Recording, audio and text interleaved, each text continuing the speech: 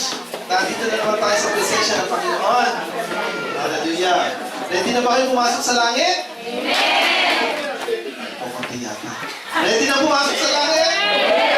Yes! Every day is an opportunity to prepare for heaven. Dapat po excited tayo. Kasi kapag po nakafocus tayo sa mga problema sa paligid, medyo malungkot. Pero if every day we wake up with heaven in our mind, excited po. Because every opportunity we will use for the glory of God. So, ang ating po, tutuloy po natin ating series.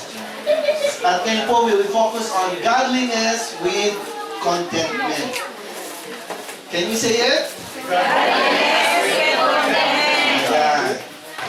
Meron po akong tanong, and I would like some volunteers from this part, and this part to answer these questions.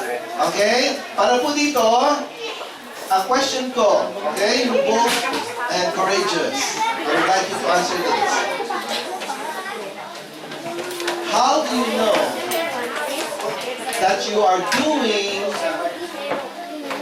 everything you do in your life your way? Okay? At di ba meron tayong favorite song na I did it my way. Okay, so paano mo nalaman na you did it your way? Dito naman, paano mo nalaman you did it God's way? Okay? Kailangan mo yung sagot dyan.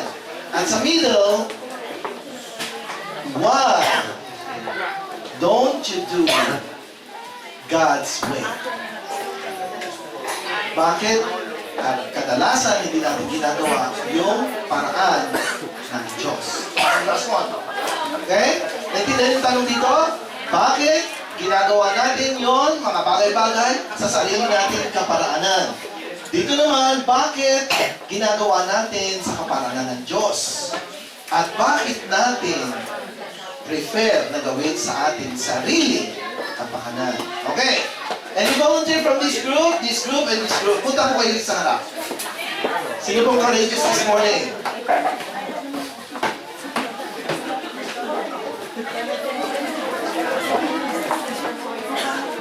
Oh. Sige, ipo-volunteer ko kayo o wag gusto mong volunteer? Ha? Sige, na yan. Ipo-volunteer kita. Halika. Paano mong alam na you are doing it your way? Dito, volunteer. Sige, ipo-volunteer ko kayo. Okay, si Doc Tao. Volunteer. Dito, volunteer. Dito. Sige. Dito. Okay, let's answer the first question. Dito kasi kita para makita ka ng video. Yung nalaman ko na yung mga decision ko sa buhay is in my way. Pag yung hindi matuloy-tuloy at maraming obstacle na nahihindrance doon. For example, yung mga bagay na mag-settle down ako sa Pilipinas, hindi nangyari. Yung mga magbili kami ng bahay, naka-deposit na, hindi pa rin matuloy-tuloy. So, that is palta ng para sa akin, hindi siya na in that way sa God kasi palta siya ng faith at saka yung trust kay God na sinusurrender mo yung lahat ng plano mo sa buhay. Kaya yung mga desisyon na yun na tinuturing kong na in my ways. Yun po. Okay, Ken, please. Bakit alam mo na God's way?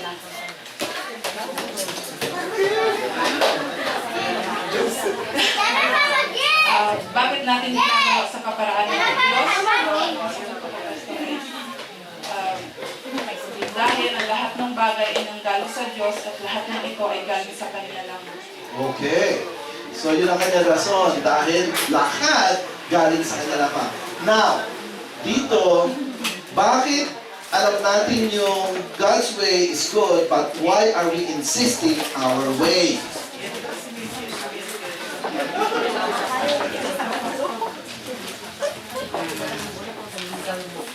Well, alam natin na tama, sometimes alam din natin ang mali.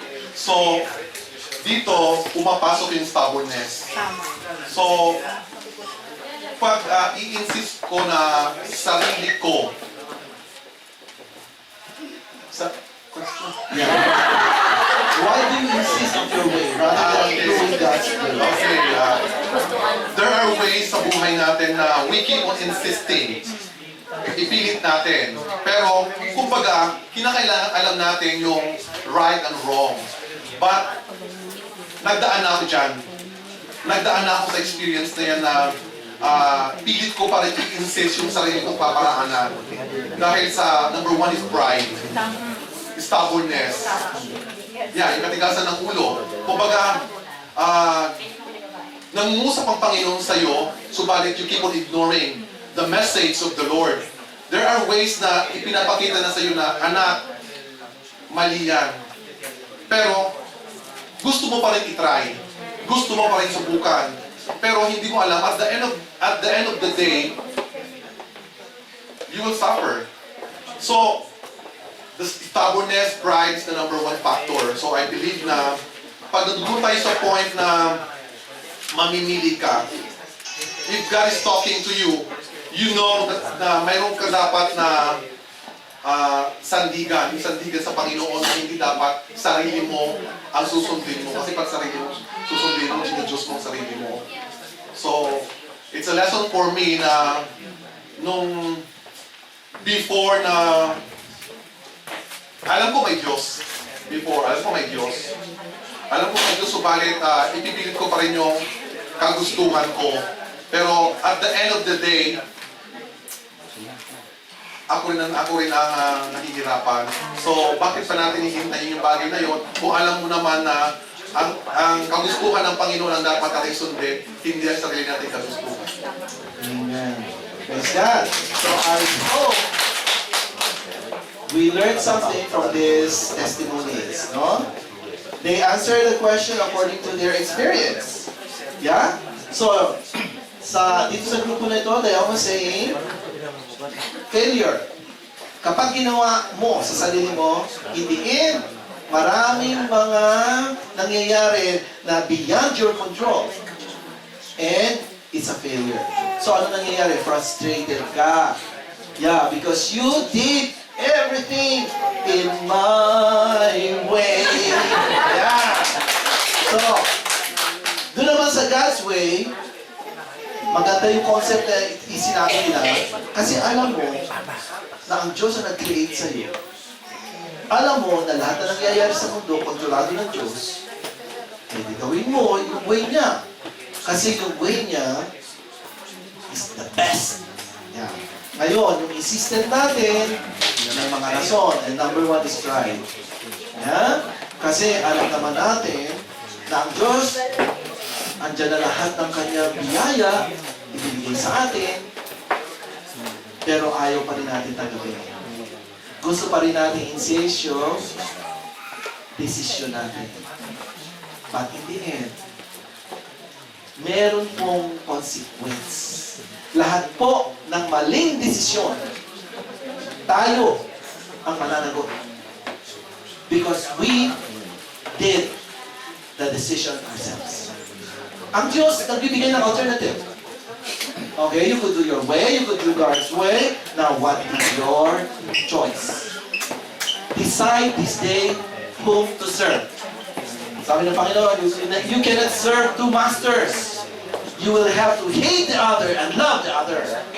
Okay, so umagang ito, ang ating pong topic ay godliness with contentment. And I would like you to remember 4 important things.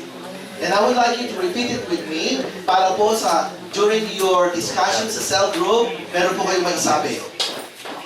Number 1, godliness with contentment is in Jesus. Can you say it?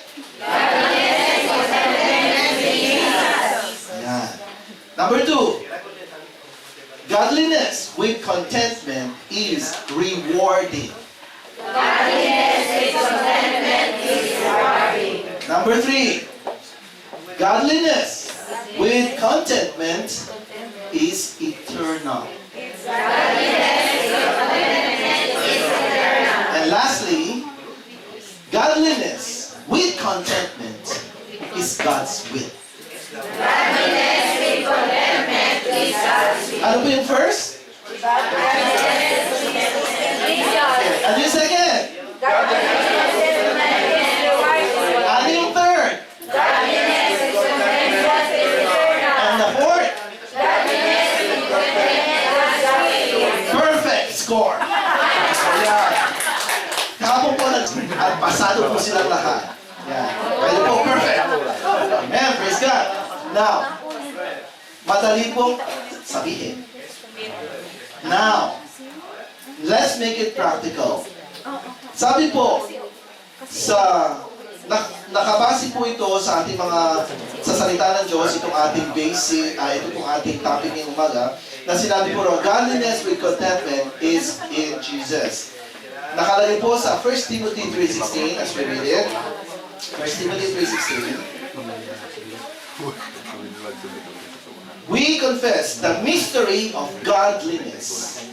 He was manifested in the flesh. Okay? Mystery of godliness. We're talking about godliness, no? With contentment. Actually po, godliness is the key to contentment. And the secret of contentment is godliness. Ano po? Godliness is the key to contentment. Di po ba gusto natin na kontento tayo? Alam niyo po, pag sinabi natin kontento, you never lack anything. Di ba? You could only be contented if you don't lack anything. If you have everything you need, and you lack nothing, then you're contented. Could you agree with me? Kapag kayo, wala nang kulang sa inyo, kompleto na, walang kulang, doon po dumadating yung contentment. Kompleto eh. Di ba? Kompleto katawan mo, walang kulang. Yeah? Kompleto pamilya mo, kompleto trabaho, kompleto lahat. So, kontento. Sino dito kompleto lahat? Mukhang kompleto. Ha? Sino? Kompleto na ba kayo lahat? Amen. Yung iba, well, pastor, paano kung makukompleto? Wala pa akong asawa. Paano kung makukompleto? Kulang pa yung aking kinitang.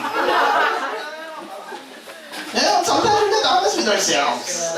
Yeah? Pero, I believe that those who said amen, you said it by faith. Amen. Ayan. Kasi sabi nga rito, sa yung ating concept, and let this be our principle. Godliness is the key to contentment. Yan yung po ang susi. Yung godliness. Ha? Ano po sa Tagalog yung godliness? Maka-Diyos. Ang pagiging maka-Diyos, yan po ang susi sa ating buhay na kontento. Yeah, that's it. And the secret of contentment, paano tayo magkakaroon ng contentment? Anong sikreto? Is simple lang po ang buhay natin. Basta alam niyo po yung important principles in life. Diba? Godliness, contentment. At sabi po dun sa verse, godliness with contentment is a great gain. Yan po ang ating pong topic. So, yung pong sa sinasabi natin, godliness with contentment is in Jesus. Ito po'y sinabi sa 1 Timothy 3:16 na si Jesus po ang mystery of godliness. Okay. Bakit po mystery? Kasi Jesus is the Son of God. Jesus is God. Anak siya ng Diyos. Siya ay Diyos. But He manifested Himself in the flesh. Nagkatawang tao. Ang Diyos na makapangyarihan. Nagkatawang tao. Ibig sabihin, kung paano ang Panginoon namuhay sa mundo, kung paano siya namuhay na may contentment. Kung titignan po natin ang buhay niya, from beginning to the end,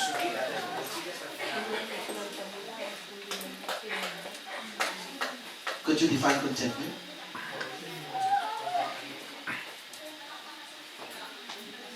Saan siya pinanganak? Anong ending ng buhay niya? Wow! Kuminsan, ang hirap isipin.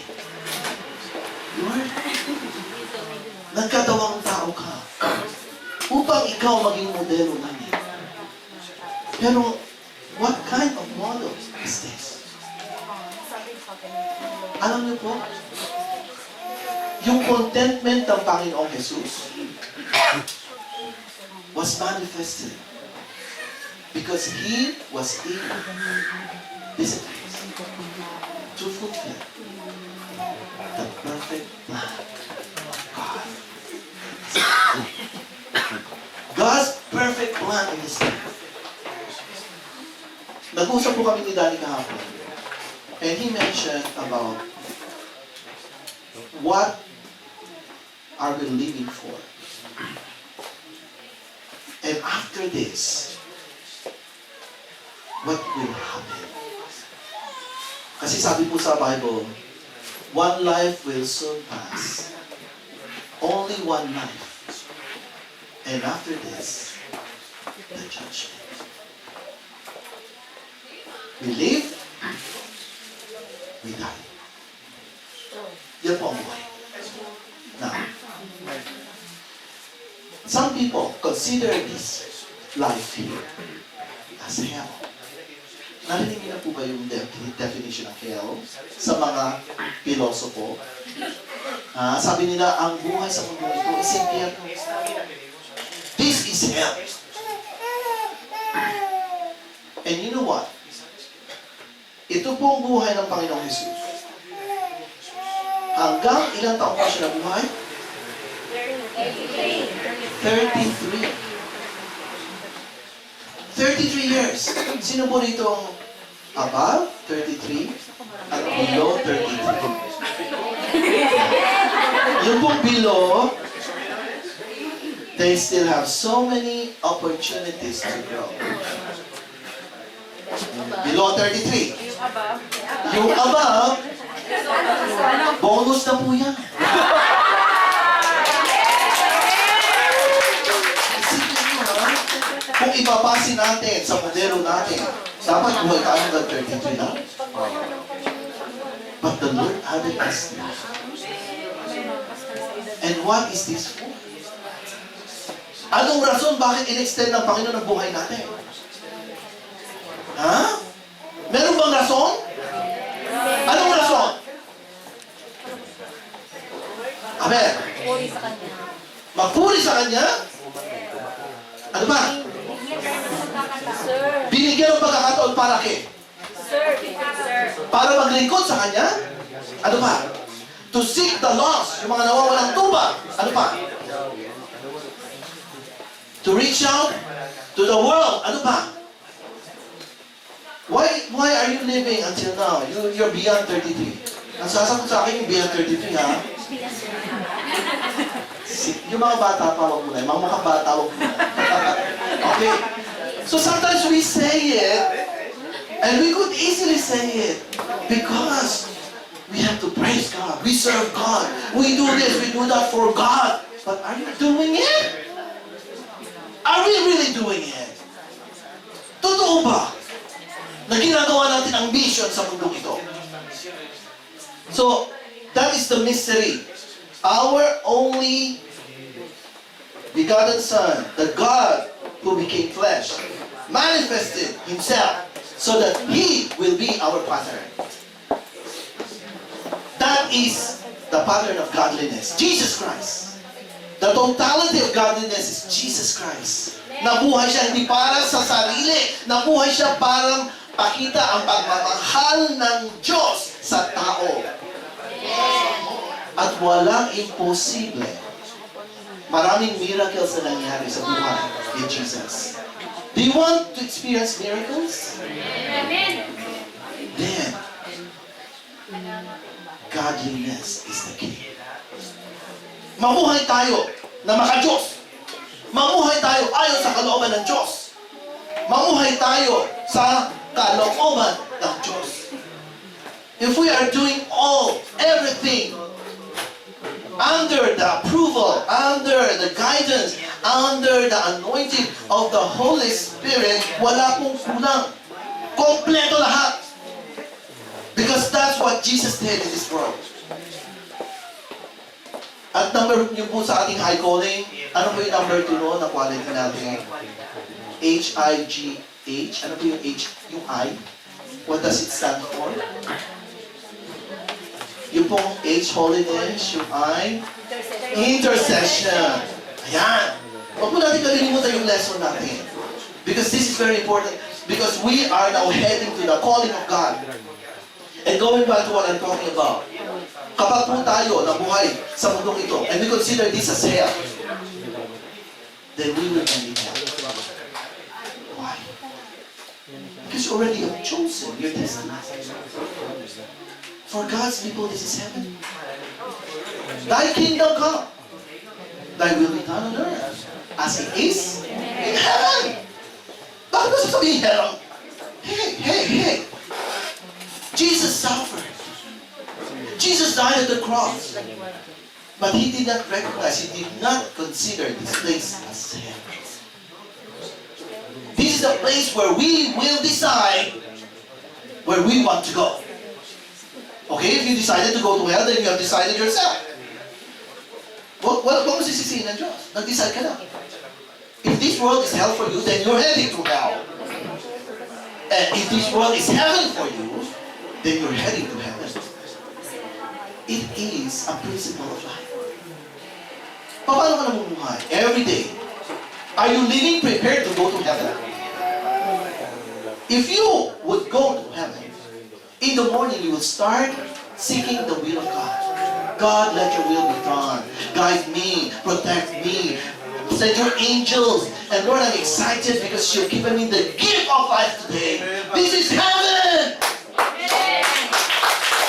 Every Christian deserves a miracle. One miracle a day. And that miracle is your life. Huh? Marami ngayon na, gano'n. Ikaw ba gano'n? Yung iba, hindi makalakad, paralyzed. Hey, kompleto pa tayo. Matino pang isip natin. Then use it for God's glory. You are beyond 33, use it! Natuto ka na, before 33, the Lord taught you many things. The Lord taught you to be responsible. The Lord taught you so many things in your struggles in life. Alam niyo po, toddler ka pa, meron na tinuturo ang Panginoon. Maliit ka ba? Purihin ang Panginoon itong mga godly parents. Sa halip na dalhin sa parke, every Sunday, ang mga anak nila, dinadala natin sa church. They bring them to church. Why? Because they would like their kids to be educated. Nakita niyo? Yung mga dating mga kinakarga-karga, ngayon sumasayaw-sayaw na rin. Dito na sila, literally, lumaki. Surrounded by beautiful people. Tingnan mo? Anong sinasabi kay maganda daw siya. Do you believe that she's beautiful? Yes! Bakit may nakaganyan? We are all, because we are God's children, the glory of the Lord could be seen. Kahit anong itsura natin, gumagawa at tumaganda. Bakit po? Ang presensya ng Panginoon. Nakikita nila yung glory. Yun po ang maganda. Kasi kahit anong ganda, di ba? Napag-usapan na natin yan. Kahit anong ganda mo. Lagyan mo lahat ng tapalan mo lahat ng gusto mo itapon ka. Lalo kang kakatakutan, no? Mas maganda yung natural. Yung glory ng Panginoon nakikita. So, that is the manifestation of Jesus in our lives. That is the mystery of godliness. Kapag nakita ng mga tao si Jesus na buhay sa'yo, then you are contented. Your life is filled with contentment. Okay? Nakikita na ba ng mga tao si Jesus sa iyong buhay? Are you serving as a light of this world? Kasi nga sa dilim sila, nangangapa, hindi nila alam sa papunta sa langit. Ikaw alam mo na. So you guide them. And how do you do it? You just walk with God. And Enoch walked with God. And he was not, for God took him. Yun lang po. Huwag niyo pahirapan sarili niyo. Pero wala akong training. Wala ako ganito. Hindi ako ganyan. Huwag mo na. You don't need yourself. Actually, to be godly, empty yourself. Empty yourself. Tanggalin mo yung pride. Alisin mo yung mga alam mo. Alisin mo yung mga plano mo sa buhay. Alisin mo yan. So that God could fill you with the presence of Jesus. At pag si Jesus na po ang puspos ng Jesus, ha? Work will open for you. Yung mga trabaho, hindi ka sasarahan. Why? Because you know what? Yung mga employers, they're looking for godly people. They're looking for people with integrity. They're looking for people who is honest enough to be trusted with their kids, with their treasures. If people will see Jesus in you, you're the most contented person that will ever be. You will never be afraid of anything. People will be talking against you. You will never speak back. They could say whatever they want. I know who I am. I'm a child of God. I belong to the King of Kings and Lord of Lords. My mission is to spread the love of Jesus anywhere I go. And even these enemies, I would love them to death. Kaya niyo yan? Love them to death. Baka yung death lang narinig niyo, ha? Ano yung ibig sabihin ng love to death? Ano yung ibig sabihin nun? Ayun! Endless love! Hindi yung papatayin kita. Okay? So, that's the mystery. He was manifested in the flesh. Vindicated by the Spirit. Ang banal na Espiritu po ang nagpuspos kay Jesus.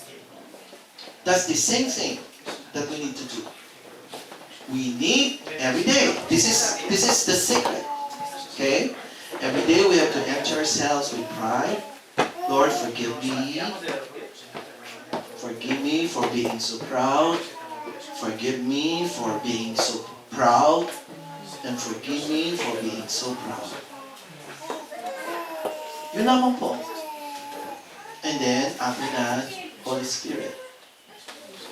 Fill me. That's it. And you will last the whole day. With contentment.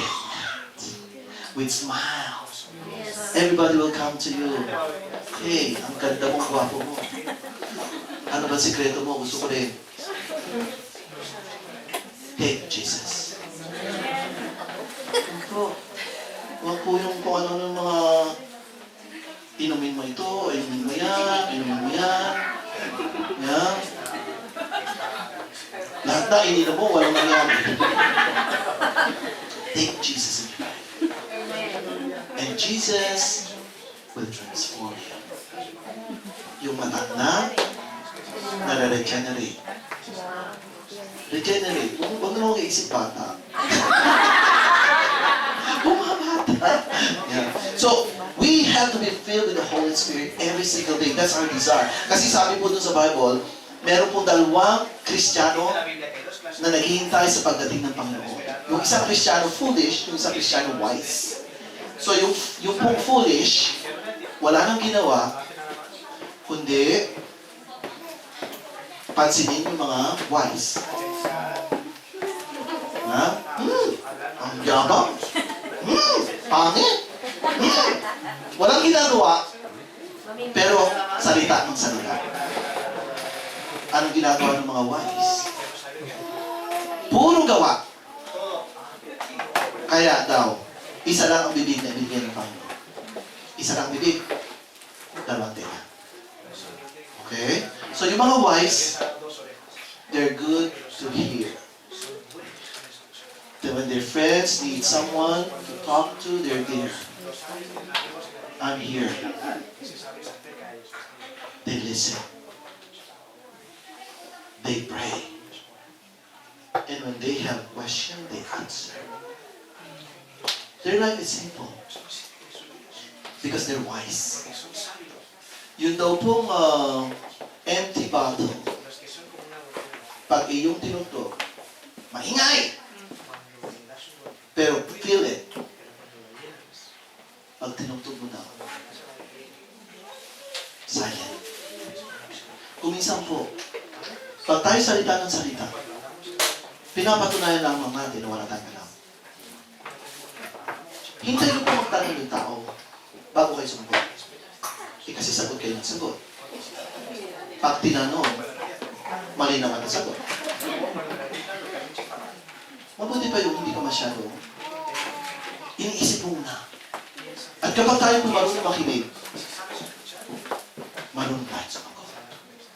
Sabi ng Panginoon, sa kanyang salita, sa Revelations chapter 2 and 3, those who have ears, let them hear what the Spirit is saying to the churches. Ang banal na Espiritu po nangungusap sa atin. Ang banal na Espiritu, kung tatanungin po natin God's way, ang banal na Espiritu po ay nagdidita. Sasabihin ng Holy Spirit, huwag ka muna mag-invest. Unahin mo muna pamilya. Mag-invest ka muna sa relationship mo.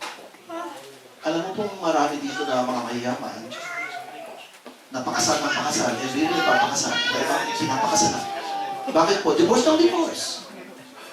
Akala nila, yung magsuot ng puti, that's the greatest dream. Yung sa mga babae, this every year nakasuot. Akala nila yung, hindi yun lang. Ang marriage is not your wedding gown. It's a relationship. Isang beses lang. Luka, gusto mo, ang iba namang style. Maghahanap ng iba. No. Yan kasi ang problema dito sa mundong ito, napakababaw ng kaligayahan eh. Pag nagsawa na, sige, palit na. Parang nagpapalit ng gown. So, no contentment. We have to invest in relationship. Yan po ang treasure sa heaven. Hindi po yung material. Ilan ang natulungan mo sa buhay? Paano ka naging pagpapala sa mga tao sa paligid mo? Let me share to you a testimony.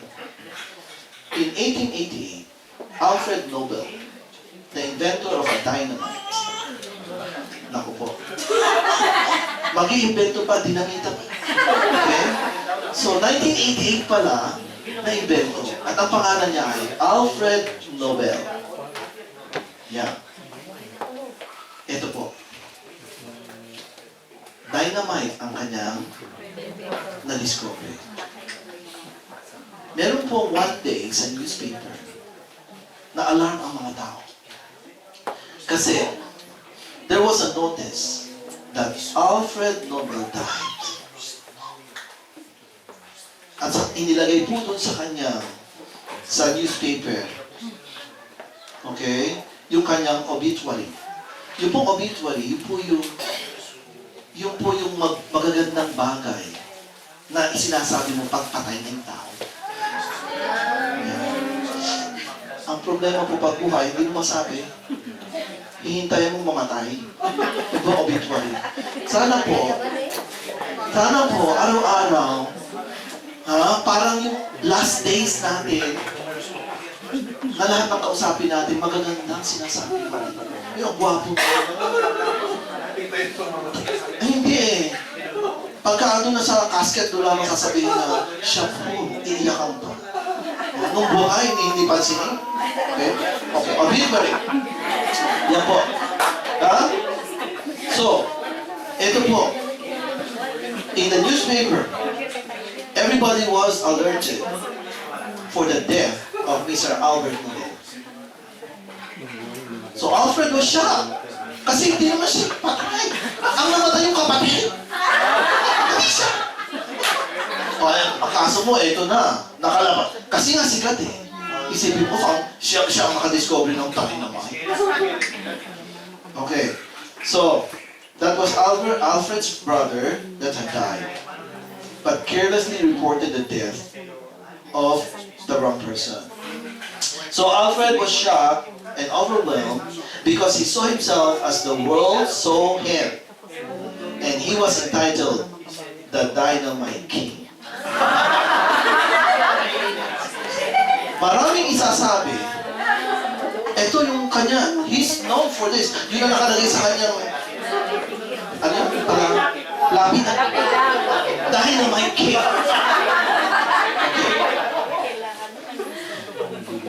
Okay.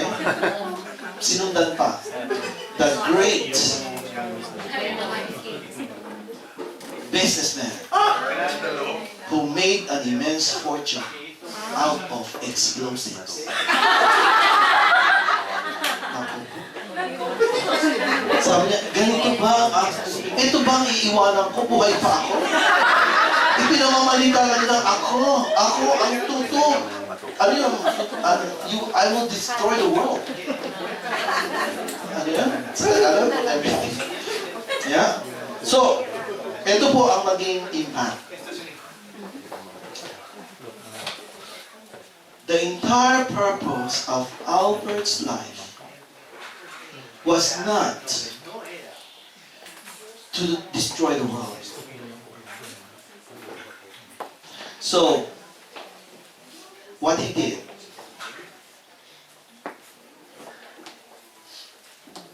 because of this horror experience, he resolved to make a clear purpose in his life. So, nagplano po siya na baguhin yung titulo niya na Dynamite King. Okay? So, ginawa po niya, in his last will and testament, gumawa po siya ng isang proyekto na everybody, all the world would recognize that he would like to see world peace instead of world destruction. At ito po yung kilalang-kilala ngayon na Nobel Peace Prize. Yung pong Nobel Peace Prize, every year po, they are rewarding those outstanding people who contributed in the area of physics, chemistry, psychology, medicine, literature, peace, and economy. Every year. Pag ikaw yung may malaking project na nagawa, in connection with the world peace, you will receive this reward. And this Nobel Peace Prize comes from Albert Nobel, who was once accused to be the destroyer of the world. So, alam niyo po, kung ang ating buhay is heading towards destruction, wala po tayong purpose, kundi sirain ang buhay ng may buhay, dahil sa ating bibig na hindi mapigil, dahil sa ating concept of crab mentality, because of pride.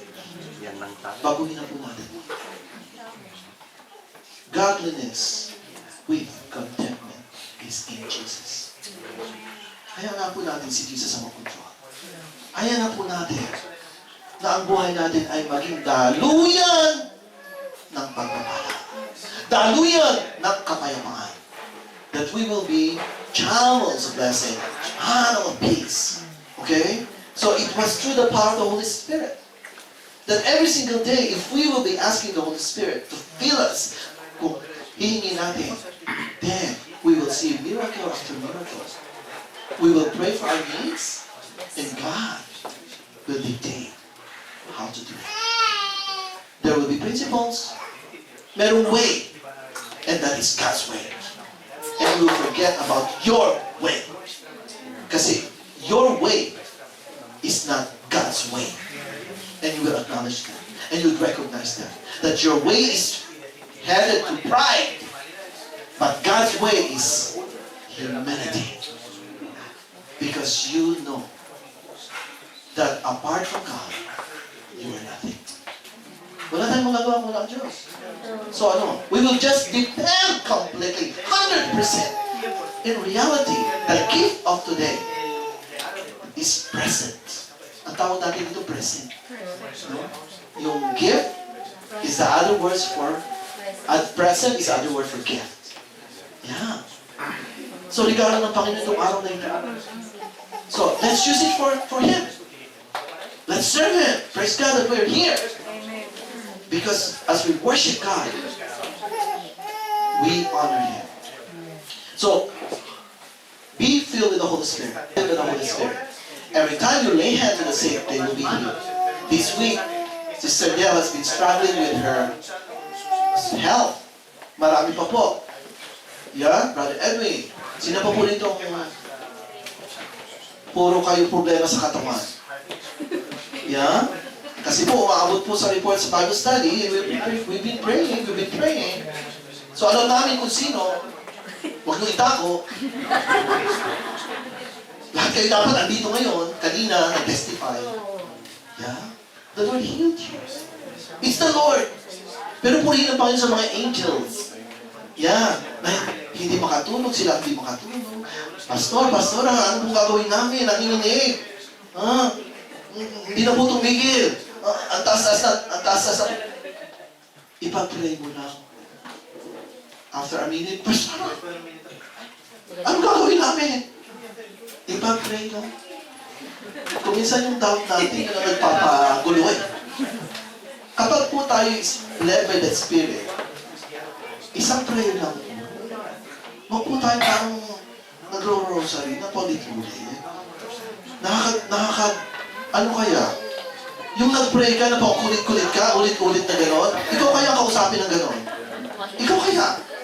Hoy, yung hinihingi ko, naibigay ko na.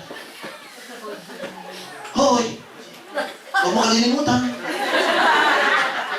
Hoy, ayun o kaya. Kaya kung minsan, alam niyo yung pinapatayan ng telepono, alam niyo na bakit. Yeah. So, we should be led by the Holy Spirit when we pray. That means we put our faith in God. We trust that He will do it. It's not you. Walang magagawa yung pag-worry mo. Walang magagawa yun. Puri ng Panginoon yung mga patutuan natin na, may tumawag sa kanila. Naku, ito na, nagdudurahan ng dugo, and all that. Naku, baka ano na. Ano sagot sa kabilang line? I will pray for you. And don't worry. You're already healed. In Jesus' name. Maya-maya tumawag na. Yun po yung faith. Yun po yung faith. Yun po mayroong authority. Sinasabi mo, yes. Hindi mo pa nakikita yung sagot, pero amen na. Nagtapos na yung amen. Pag sinabing amen, let it be God. Pag nag-amen ka sa prayer mo, you agree with God. Hindi eh. Ayaw mong i-pronounce yung amen kasi koma. Kasi baka ganyan, baka yun ay cancer na, baka yun ay, naku, mamamatay na yata, naku. Faith is believing on God. And God is a God of miracles. Kung gusto mo mabuhay yung tao, i-declare mo. I-declare mo, buhay ka. I-declare mo, mabubuhay ka. Pero yung meron lang gusto mamamatay na po. Mamamatay na. Talagang mamamatay na. Hindi mamamatay ka! Kasi yun ang hinihingi mo. Nag-pray ka ba? Naintindihan nyo? So, when you are led by the Holy Spirit to pray, it means that the Holy Spirit is doing something about that. And if we are filled with the Holy Spirit, every prayer we will do will be in line with the will of God. At ang kalooban ng Panginoon is the best for all of us. And that's where contentment comes. Yeah. Huwag sa ipag-pray mo na, okay na ako. Continue on, praise the Lord, glory to God. Yeah. Hindi yung nagkakasunog-sunog. Kasi nagkakasunog-sunog yung yung apoy kasi tawag ng tawag. Pastora! Pastora! Hindi ipag-pray na. Okay. So, seen by angels. Alam niyo po ba na existing ang angels? The angels are our protector. Hindi lang po yung mga baby ang mayroong guardian angels. Yung pong inassign sa iyong angel from birth hanggang dun po sa inyong ending. Kasama mo yan. Okay? At hindi lang po iisa yan. Kung minsan po magpapadala ng napakarami. It depends on the battle you have that day. Ayan.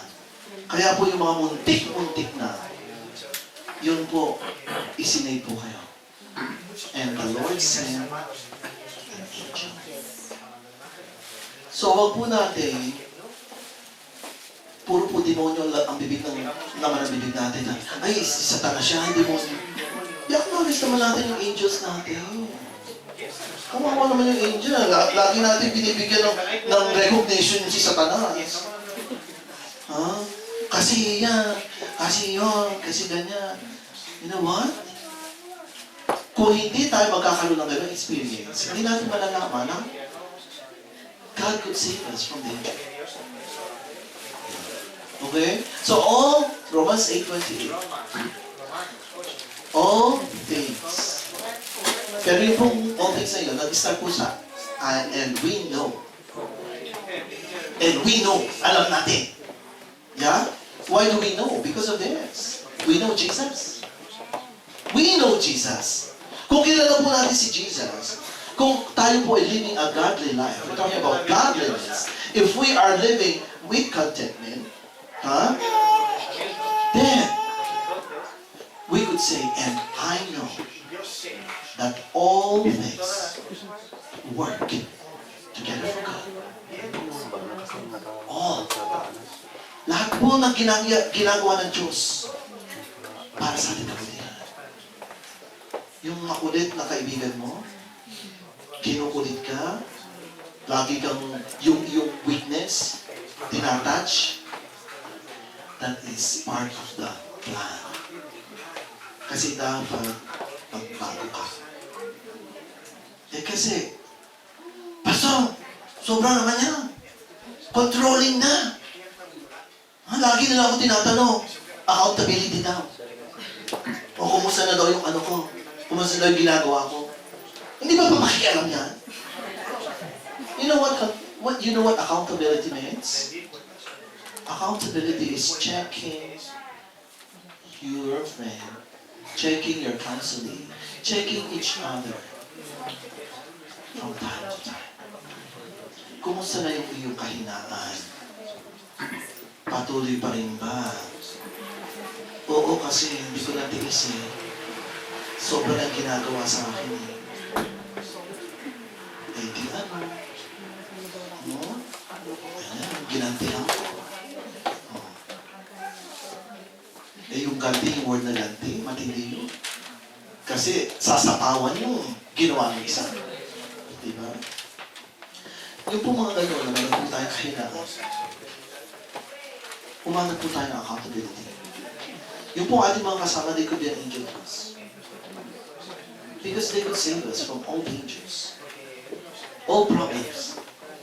Katulad niya, meron po may mga tao pong napakalaki ng puso. Okay? Napakalaki ng puso. Ito may lumapit. Nangangailangan. Huwag mong sasabihin ito kay Pastor. Kasi magagalit si Pastor.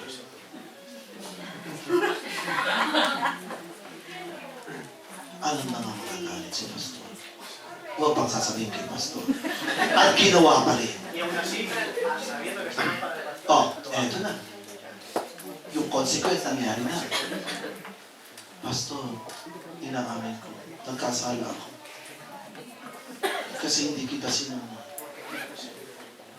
Ano? Akala mo, alam niyo po yung alam niyo mali, ang ending nun mali. Sa palagay niyo? Ano sa palagay niyo? Huwag mo sasabihin kay pastor. Ibig sabihin, mali yun. So, accountability. Doon pa lang sa word na yun. So, at ikaw naman, na sinasabihin mo, huwag mo sasabihin kay pastor. Sabihin mo, huwag mo nang sabihin sa akin, ayaw pa naman. Ayaw mo pa lang pasabi kay pastor. We're not giving credit to pastor or anything. I'm just citing this as an example. Marami po tayong ginagawang bagay na alam natin mali, but we justify, and then we expect. We expect, ano akala yung blessing ang ending? Alam mo naman mali. Kapag nag-umpisa ng mali, yes, the ending will be mali. Some people are saying this is hell, they will end in hell. But if you say this is heaven, you will end in heaven. Are you getting the point? So every single day, you will pray, Father, thy kingdom come, thy will be done on earth as it is in the heaven. Let your will be done in my life. And then you will do God's will. Hindi yung inyong my way. Yeah? Because the angels are there. Your brothers and sisters oftentimes serve as an angel.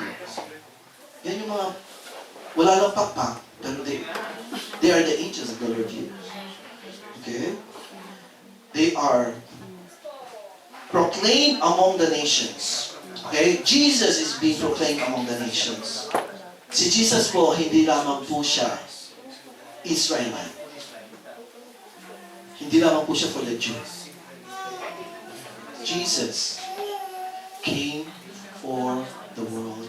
John 3:16. For God so loved. So He is being proclaimed among the nations. At yung pong ating mga Latina friends, praise God. Praise God for your life. Because even we're Filipinos, with the little Spanish we have, you see a friendly gesture. No? Na ang purpose po natin, na dalhin kayo sa Panginoon, is para po sa langit. Forever and ever and ever. Na-enjoy natin ang ating fellowship. Are you prepared for heaven? To be with the Filipinos? Sa langit po, hindi lang mga Pilipino. Lahat po ang kulay. Red, white, and blue. Ano bang kulay yan? Ha? Tagalangit yan lahat. Nations! Kaya dapat mahalin natin ang bawat isa. Yeah. And you know how we could show our employers that we love them? Learn Spanish. Yeah. Kasi makikita po nila na we are striving. Na? Because we're in Spain, we would love to be like them. Yeah? Meron nang dito nakapasa eh. Quiere España. Quiere vivir en España. Pasado. Kung sino man yung quiere, makala nga sila, pero quiere vivir en España. Ha? Oh. Tingnan mo, pasado kasi nakita nung interviewer, uy, mahal niya Spain. Ah. Generalize niya, quiere. Okay. So, believe by the world, taken in glory. Okay? Doon po kay Jesus po, we're focusing on Jesus. Kapag po tayo naniniwala kay Jesus, kung paano po si Jesus was taken to glory, ganun po ang ibig natin. We begin with Jesus, we end with Jesus in His glory. And His glory will be upon us. Okay? Sinabi po natin that godliness with contentment is in Jesus. Godliness with contentment is rewarding. Godliness with contentment is eternal. Godliness with contentment is God's will. Okay? So, yung contentment po, lacking nothing. And, ang answer po doon, Romans 28. Romans 8:28. Okay? I-memorize po natin yan sa ating puso. Romans 8:28. And I know that all things work together for good to them who love God, to them who are called according to His purpose. I-memorize po natin yan. Para po lahat ng nangyayari sa buhay natin, alam po natin na may plano. Yan po ay it's like a puzzle. Na minsan hindi natin alam na yung pong dark part ng buhay natin has something to do para po yung picture makumpleto. Kasi lahat po ng picture may mga dark sides para po ma-emphasize yung bright side. Yan. So yung po mga problema sa buhay, kailangan po yun para ma-emphasize po. Ito, listen to this. This is the one. When you're truly pursuing God, when you're living in godliness, every problem becomes your testimony. Gusto niyo magkaroon ng testimony rito? You need a problem. Every situation becomes God's opportunity. Why? God would like to show His love to you. Every trial becomes your testing ground. Yung mga trial na yan, kailangan natin para makapasok sa langit. Kasi pagdating sa langit, dapat perfect na tayo. Napag-usapan namin kahapon sa mga churches, walang perfect. Marami ka makikita dyan. Kasi you're dealing with people, imperfect people. But all these people are going through trials. Like you. So, let's learn that through this trial becomes our testing ground. Ano pa natin i-apply? Yung fruit of the Spirit. Sa Galatians 5. Every trouble becomes your proving station. Yun. Pag po tayo ay mayroong mga problema sa buhay, yung po mga gulo-gulo, yung po yung nagpapatuloy sa atin na it's time to stop. Depend on God. Kasi katulad mo, gusto mo sa Pilipinas, gusto nila, they have so much fun, but it didn't work out. Stop. Start over again. Begin right. Let's go. Okay? So if you see you're truly pursuing God, the will of God will never take you where the grace of God cannot keep you. Okay? God's will never take you where the grace of God cannot keep you. Ang biyaya po ng Panginoon is available any time, any moment of our life. Grace, say it. It's like an empty check. I am the great I am. I could provide. That is grace. Where the arms of God cannot support you, ang kamay po ng Panginoon is strong enough to sustain you. Huwag po kayo magdidepende sa tao. Trust in God. Where the riches of God cannot supply your needs, according to His riches in glory, wala pong pangangailangan na hindi na kaya i-provide. Ulit ang Panginoon sa patutunan sa studio. If you are doing something for God, don't worry about finances. According to His riches and glory. Where the power of God cannot endure, ang kapangyarihan ng Panginoon hindi ka papahiya. Every time that you share Jesus, sabihin mo sa Kanya, sabihin nyo, I could prove you that my God is real. Are you sick? I could prove you. He's our healer. Do you believe it? Amen. At ang sinasabi po ng ating mga kasama rito, even their employer pag may sakit, can I pray for you? Hindi po kayo makapahiya. Because the power of God cannot endure you. Where the Spirit of God cannot work through you. Kaya yun po kalooban ng Panginoon. Hindi niya po kayo dadali sa sitwasyon na ang banal na Espiritu ay hindi kikilos sa pagitan mo. The Holy Spirit will use you. The Holy Spirit in many forms and ways Ay, sir. will manifest His power. Pa-charge yan. So yung pong mga bahay-bahay nyo, na puno-puno po ng mga nangangalabit at tinatakot kayo. Sabihin niyo po sa kanila, you need Jesus. Puno ba? We will invite His presence in this place. This week, we did it. And praise God for the family of Sister Sheila, the mom accepted the Lord, Jenny is here. Nung pumasok po kami, damang-dama po namin yung presensya ng kaaway. At nung nagkakas out kami, nag-manifest. Meron po kami kasamang dalawa, pinapasok sa room, sabi, bakit dito biglang lumabas? Yung pala, may naramdaman. So we cast out. And after we did that, we felt peace. We felt the clean spirit of the Diyos. So kung sino sa inyo may mga apartment na meron kayo nakikita dyan, nakikita nyo sa mirror, binubulungan kayo, o pinagtatabugan kayo, no? Bagsak ng bagsak dito, pag nandun kayo. Alam mo sa Belgium, meron po nagsabi, sige na nga, hindi ko na uunahin yan. Kinakausap yung spirito. Kasi nagtatabog. Nagpaparamdam po yung mga yan.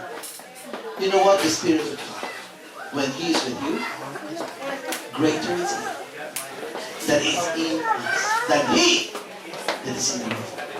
Where the army of God cannot protect you. God's army are the chariots of fires of the angels. Where the hands of God cannot mold you. Kaya ng Panginoon baguhin ang karakter mo. Let Him do it.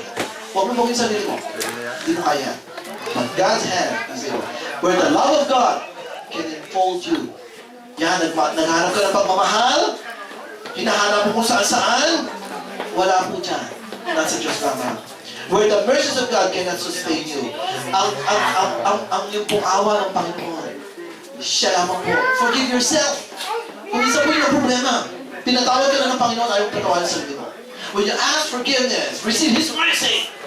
Because God, you deserve a second chance. Where the peace of God can calm your fears. Ayan. Once na naikubit mo na sa Panginoon, live it in hands of God. Experience the peace of God. Where the authority of God can overrule you. Yung authority ng Panginoon in the name of Jesus. Pero po tayo patotoo, yung bata, sineran. Sabi niya, kapag i-prove mo, then the little girl prayed, stop the rain. Jesus, in Jesus' name, tumigil ang ulan. And now, this little girl is sharing to the whole class that she believed in God. There's authority in the name of Jesus. At alam nyo, itinuturo sa school, evolution. This is a 9-year-old girl. Now she is witnessing to the whole school. Because she saw the authority in the name of Jesus. That when she prayed, the wind stopped. The will of God will take you where the comfort of God will dry your tears. Okay? The Word of God will feed you. The miracles of God will be done for you. And the omnipresence of God will be found in you. You want to know why all this reward, all these blessings? He came down to lift you up. He took your place so you could take his place. He lost his life so you could find your life. He came to be with you so you could be with him. Jesus lost his life so that he could find you. Jesus came so that we would be with him. Tayo po nga